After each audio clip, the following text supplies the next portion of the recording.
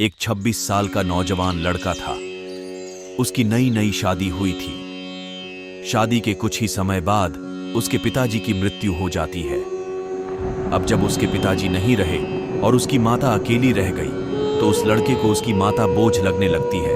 वो लड़का अपनी माता को एक वृद्धाश्रम में भेज देता है। वो लड़का बिच बिच में कई बार वृद्धाश्रम में जाता है और अपनी माँ का खबर अंतर पूछ लेता है कि वहाँ माँ ठीक तो है ना।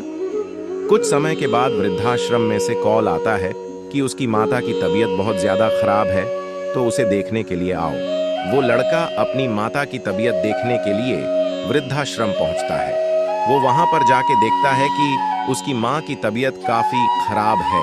डॉक्टर ने भी उन्हें बोल दिया था कि अब उसकी माता ज्यादा दिन नहीं जी पाएगी। अब जब उसे पता था कि मेरी माँ अब ज्यादा दिन नहीं जी पाएगी, तब वो अपनी माँ से पूछने लगता है कि माँ, आप मुझे बताइए कि आपकी आखिरी इच्छा क्या है। उसकी माँ उसे कहती है कि बेटा, मेरी आखिरी इच्छा ये है कि तुम इस वृद्धाश्रम में एक फैन लगवा दो, क्योंकि यहाँ पर बहुत ज्यादा गर्मी लग रही है। तब उसका बेटा माँ से कहने लगता है कि माँ, पर आप तो अब ज्यादा दिन यहाँ पर नहीं रहने वाले हो, तो फिर आपको क्यों यहाँ पर फैन लगवाना है।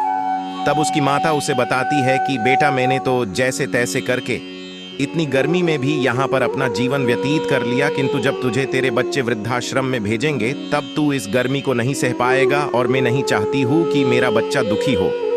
माता की बात सुनते ही उस लड़के की आंखें नम हो जाती हैं। हमने जैसा व्यवहार दूसरों के साथ किया होता है, वैसा ही व्यवहार दूसरे हमारे साथ करते हैं। जैसा व्यवहार आप अपन माता पिता के साथ करते हो, वैसा ही व्यवहार आपके बच्चे आपके साथ करेंगे।